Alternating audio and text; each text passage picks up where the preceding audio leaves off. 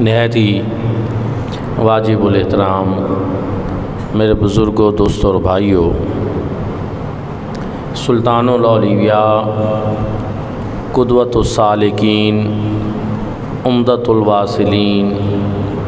آفتاب طریقت حضرت سیدنا ابو الحسن داتا علی ہجویری رحمۃ اللہ تعالی علیہ، آپ کا سالانہ عرس پاک جو ہے وہ ہر سال 16، 17، 18 صفر المظفر کو ہوتا ہے۔ آپ حسنی سادات میں سے ہیں اور یہ بہت بڑا شرف ہے کہ انسان کا شجرہ نسب سادات میں سے ہو اور 9 واسطوں سے آپ کا شجرہ حضرت مولا علی کرم اللہ وجہہ سے جا کر ملتا ہے۔ پھر آپ مذہباً حنفی ہیں، جو چاروں مذاہب ہیں حنفی، شافعی، مالکی اور حنبلی، اس لحاظ سے آپ حنفی ہیں، اور آپ اپنا ایک واقعہ کشف المحجوب میں خود بیان فرماتے ہیں کہ میرے دل میں یہ بات تھی کہ مجھے حنفی ہونا چاہیے یا کسی اور بزرگ کے مذہب پہ ہونا چاہیے، کسی اور کا مقلد ہونا چاہیے، یہ بات میرے دل میں تھی۔ ملک شام میں حضرت سیدنا بلال حبشی رضی اللہ تعالیٰ عنہ کے مزار پہ حاضر تھا، دل میں یہ خیال تھا اور مجھے نیند آ گئی۔ اس دوران میں نے دیکھا کہ حضور نبی کریم صلی اللہ علیہ وآلہ وسلم کی تشریف آوری ہو رہی ہے، اور آپ صلی اللہ علیہ وآلہ وسلم ایک بوڑھے کو سہارا دے کر اپنے ساتھ لیے ہوئے ہیں۔ میں نے جب یہ منظر دیکھا تو میرے دل میں یہ خیال پیدا ہوا کہ یہ کون بوڑھا ہے کہ جس کو حضور علیہ الصلوۃ والسلام سہارا دے کر لا رہے ہیں، یہ کوئی بڑا خوش نصیب ہے۔ تو مجھے بتایا گیا، بلکہ مجھے حضور علیہ الصلوۃ والسلام نے بتایا کہ یہ آپ کے امام ابو حنیفہ ہیں جن کے تم مقلد ہو۔ تو حضور نبی کریم صلی اللہ علیہ وآلہ وسلم کے اس عمل کے بعد اور اس فرمانے کے بعد آپ فرماتے ہیں میرے دل کو تسلی ہو گئی۔ الحمدللہ آج آپ اور میں، ہم سب بھی اسی ہستی کے مقلد ہیں جس کے داتا علی ہجویری مقلد ہیں۔ آج تو بدعقیدگی کا دور ہے، فتنوں کا دور ہے، اور لوگ غیر مقلد ہونا بھی شروع ہو گئے ہیں، لیکن داتا علی ہجویری جیسی صاحب علم ہستی اور پھر اس پہ اس طرح کا ان کا مشاہدہ آنکھوں کے ساتھ، اور پھر اس پر داتا صاحب نے ایک بات اور بھی لکھی، انہوں نے کہا کہ ان کو بڑھاپے میں دکھایا گیا مجھے، حضور علیہ الصلوۃ والسلام سہارا دے رہے تھے، گویا ان کی اپنی جو جسمانی طاقت تھی وہ ختم ہو چکی تھی۔ اب امام اعظم ابو حنیفہ جو تھے وہ حضور علیہ الصلوۃ والسلام کی دی گئی طاقت سے تھے، وہ سہارا جو اب حضور نے ان کو دے رکھا تھا، اب ان کے معاملات اس کے اوپر تھے۔ اور اس پہ پھر انہوں نے ایک اور بات بھی کہی جو اہل علم کے لیے ہے۔ بہرحال احباب ذوقار، وہاں پہ انہوں نے یہ کہا کہ یہ مجتہد جو ہوتا ہے یہ بعض دفعہ خطا بھی کرتا ہے، بعض دفعہ درست بھی ہوتا ہے، اور خطا کے اوپر بھی اس کو ایک ثواب ملتا ہے، صحیح ہونے پر 2 ثواب ملتے ہیں۔ لیکن وہ کہتے ہیں اب امام اعظم ابو حنیفہ سے خطا کا صدور اس لیے ممکن نہیں کیونکہ وہ اب اپنی طاقت سے نہیں، وہ حضور نبی کریم صلی اللہ علیہ وآلہ وسلم کی طاقت کے اوپر جو ہے وہ سہارا حضور کا لے کر یہ سلسلے کر رہے تھے۔ تو آپ فرماتے ہیں یہ ایک باریک بات ہے جو ہر ایک کی سمجھ میں آنے والی نہیں۔ تو بہرحال وہ داتا علی ہجویری 400 ہجری تقریباً 5ویں صدی ہجری کے شروع میں آپ جو ہے پیدا ہوئے غزنی کے شہر میں اور ہجویر کے محلہ میں آپ پیدا ہوئے۔ دوستان ذوقار، پھر اپنے وقت کے جید علماء کرام کے سامنے آپ نے زانو تلمذ طے کیا، اور آپ کے اساتذہ کی فہرست جو میں نے پڑھی کہ 300 اساتذہ کرام سے آپ نے استفادہ کیا، ایک نہیں دو نہیں، اپنے وقت کے جید اساتذہ کرام 300 اساتذہ کرام سے آپ نے علم دین سیکھا۔ اور پھر ایک ہوتا ہے کہ انسان کا نسب ہونا کہ نسباً، پھر ہوتا ہے مسلکن، پھر ہوتا ہے مشرباً۔ مشرباً آپ جنیدی سلسلہ سے تھے، حضرت جنید بغدادی رضی اللہ تعالیٰ عنہ کا جو سلسلہ ہے آپ اس سے تھے، اور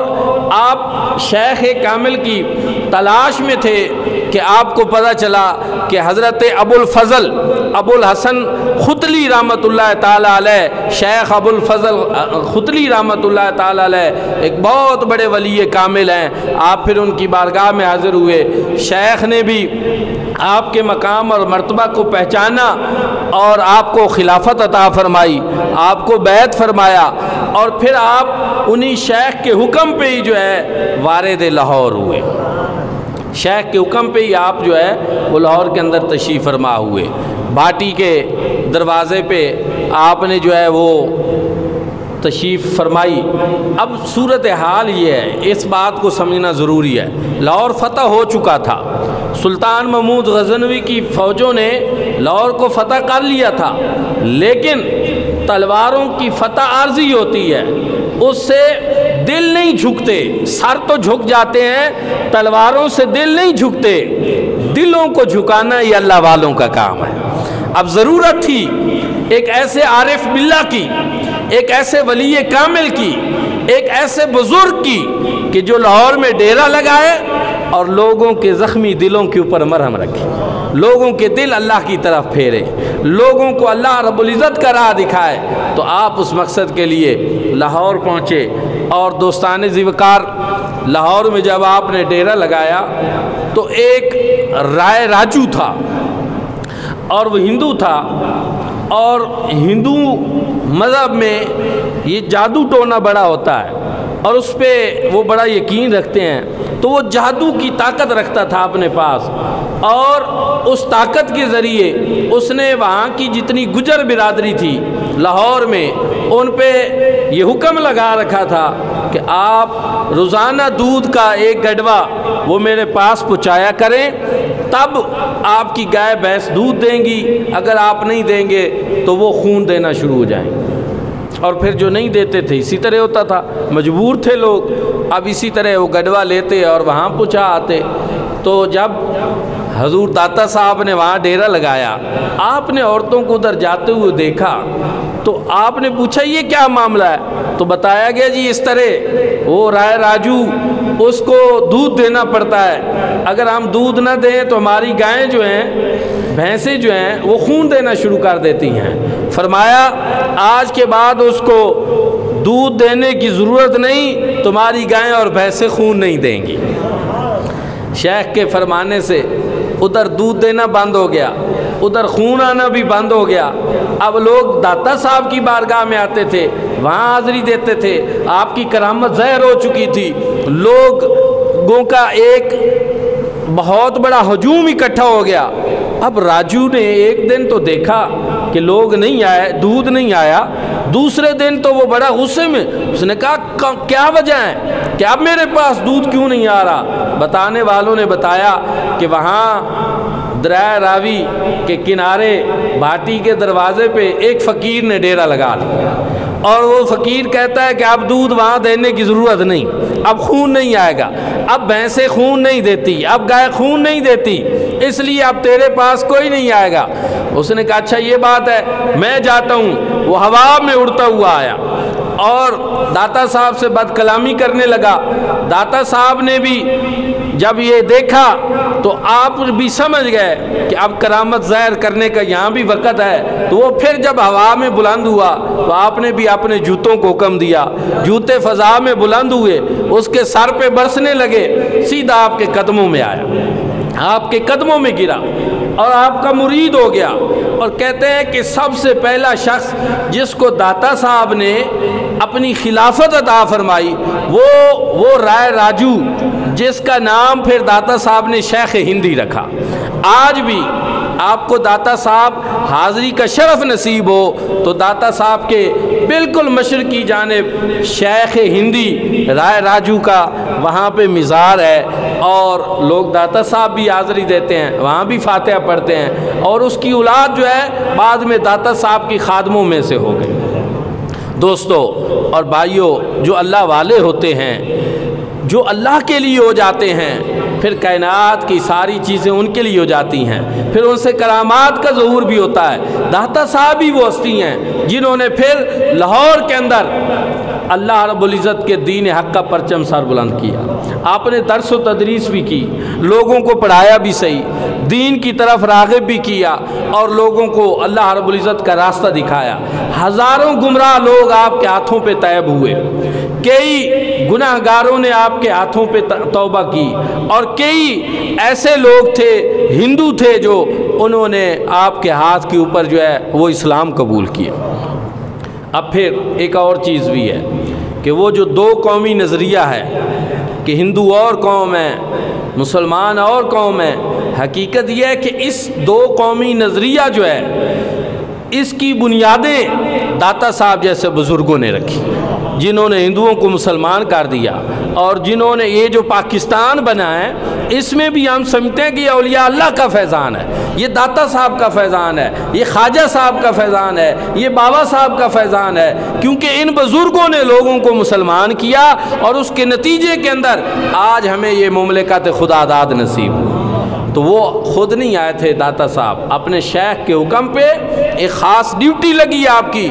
اور آپ جو ہے یہاں لاہور میں تشریف لائے۔ اگرچہ آپ کا لاہور میں تشریف لانا، اس کا کوئی صحیح سن جو ہے بیان کرنا، یہ مورخین نے کہا کہ ایک مشکل بات ہے، لیکن بہرحال چونکہ آپ 5ویں صدی ہجری کے آغاز سے جو ہے 6ٹھی صدی ہجری سے پہلے تک آپ کا وصال ہو گیا، تو اس کے درمیان ہی آپ تشریف لائے، اور پھر جتنے بادشاہ ہو گزرے ہیں، مسلمان بادشاہ ہوں یا کوئی بھی ہو، پھر آپ کے مزار پہ وہ حاضری دیتے رہے۔ آپ قطب الاقطاب تھے، اور برِ صغیر پاک و ہند کے روحانی طور پر آپ مرکزی پیشوا تھے۔ یہی وجہ ہے کہ حضور خواجہ خواجگاں حضرت خواجہ معین الدین چشتی اجمیری غریب نواز رحمۃ اللہ تعالی علیہ، آپ نے حاضری دی، اور سب سے پہلے آپ نے وہاں پہ چلہ کاٹا۔ جب آپ نے چلہ کاٹا تو وہاں سے جب آپ جانے لگے تو لوگوں کو بتا کر گئے کہ گنج بخش فیض عالم، مظہر نور خدا، نا کے سارا پیر کامل کاملہ را رہنما، کہ لوگوں یہ داتا صاحب تو ہیں جو فیض کے خزانے لٹانے والے ہیں، اور اللہ رب العزت کے انوار و تجلیات کا مظہر ہیں، اور ناقصوں کے لیے تو پیر کامل ہیں ہی، اگر کوئی کامل آ جائے تو اس کے رہنما بھی آپ ہی ہیں۔ نا کے سارا پیر کامل کاملہ را رہنما۔ اور دوستان ذوقار، وہاں حضرت بابا فرید الدین اور حضرت بابا فرید الدین رحمۃ اللہ تعالی علیہ، حضور زہد الانبیاء، آپ نے بھی وہاں پہ چلہ کاٹا، اور وقت کے جید علماء، عرفاء، صلحاء وہاں پہ حاضری دیتے رہے۔ آپ نے کئی کتابیں لکھی، آپ کی کچھ کتابیں جو ہیں جن پہ آپ نے اپنا نام نہیں لکھا، کشف المحجوب میں آپ بیان فرماتے ہیں کہ میں نے ایک دیوان لکھا، ایک شخص نے وہ مجھ سے لیا اور اس نے میرا نام کاٹ کر اپنا نام لکھ کر اس کو چھپوا دیا۔ میں نے ایک کتاب لکھی، بندے نے میرا نام جو ہے اس کی بجائے اپنے نام سے وہ چھپوا دی۔ تو اب کشف المحجوب میں آپ نے پھر اپنا نام لکھا کہ علی بن عثمان الہجویری، جو ہے آپ نے اپنا پورا نام اس کے اندر لکھا، اور فرمایا اس کی وجہ یہ ہے کہ تاکہ جب تک یہ تصنیف رہے، پڑھنے والے اس کو پڑھتے رہیں تو وہ میرے بارے میں دعائے خیر کرتے رہیں۔ داتا صاحب کے جو پیر و مرشد تھے ابو الفضل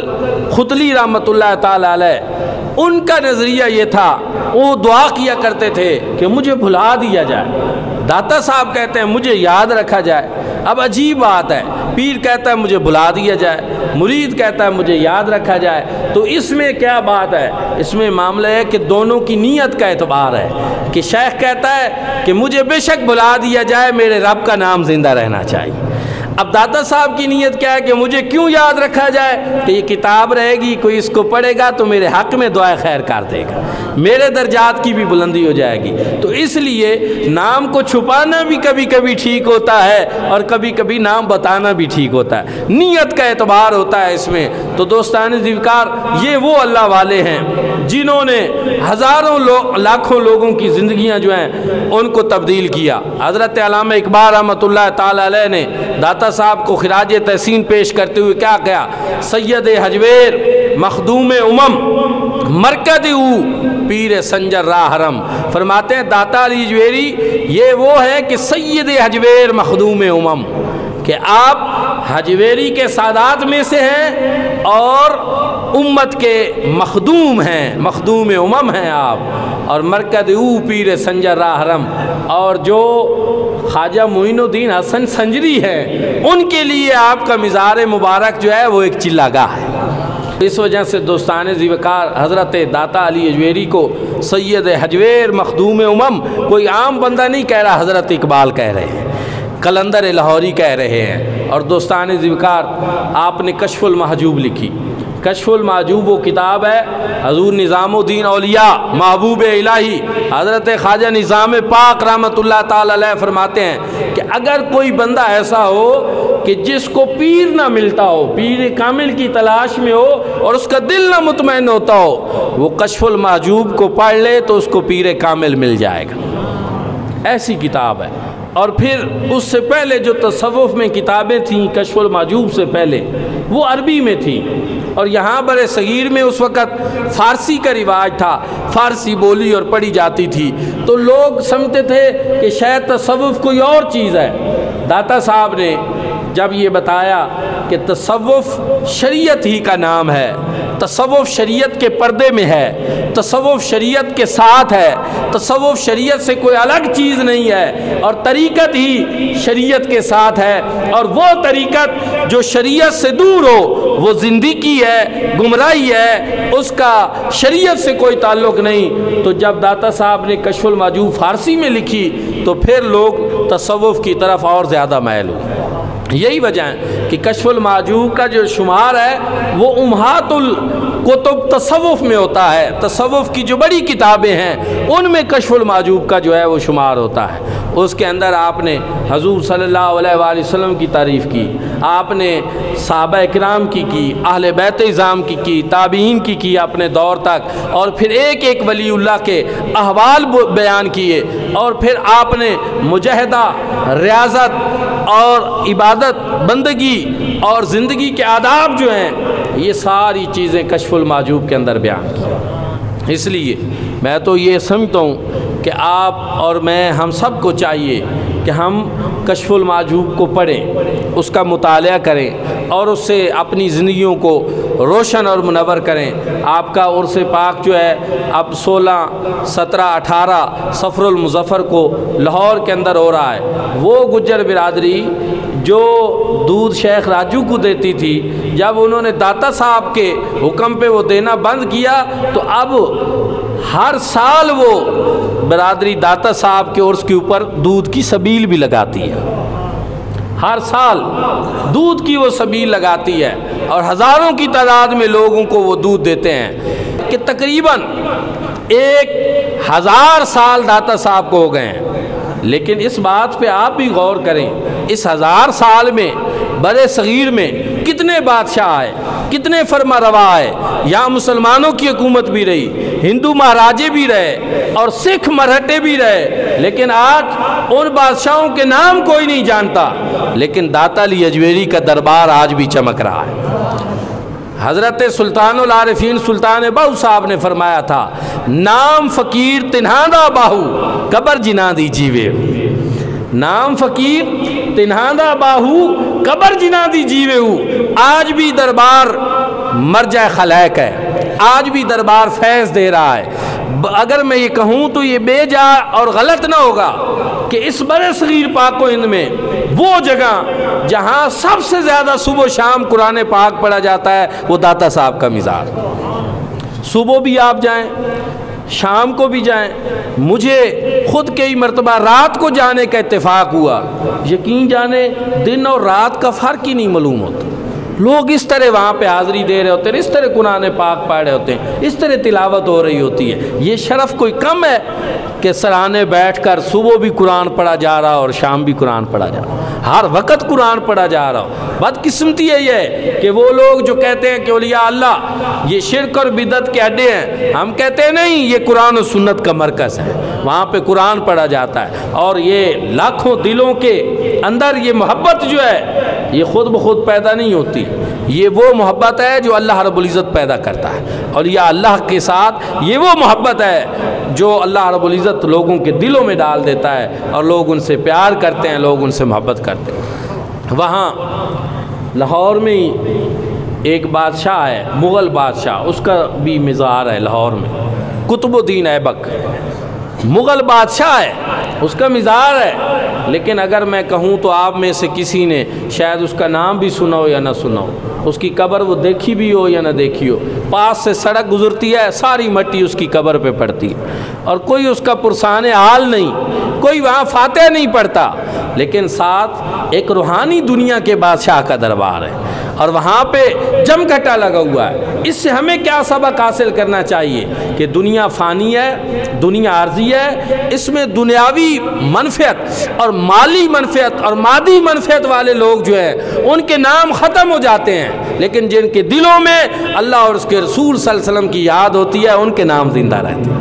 وہ لوگ جو لوگوں کو اللہ کی محبت کا درس دیتے ہیں ان کے نام زندہ رہتے ہیں، جو عشق رسول کا درس دیتے ہیں ان کی قبریں روشن اور منور رہتی ہیں اور مرجع خلائق بنتی ہیں۔ مزار بھی آج دیکھیں، انگریز نے لکھا تھا، اس نے کہا تھا لوگ کہتے ہیں کہ جی لاہور پہ فلاں حکومت کر رہا ہے، فلاں کر رہا ہے، اس نے کہا ایسا نہیں ہے، برِ صغیر میں ایک مزار ہے جو وہاں برِ صغیر پہ حکومت کر رہا ہے۔ پھر اس نے کہا وہ داتا ہجویری کا مزار ہے لاہور میں جو برِ صغیر کے اوپر حکومت کر رہا ہے۔ اور یہ اس نے غلط نہیں کہا، حقیقت یہ ہے کہ جو روحانی دنیا کی برِ صغیر کی حکومت ہے وہ داتا صاحب کے پاس، آپ ہی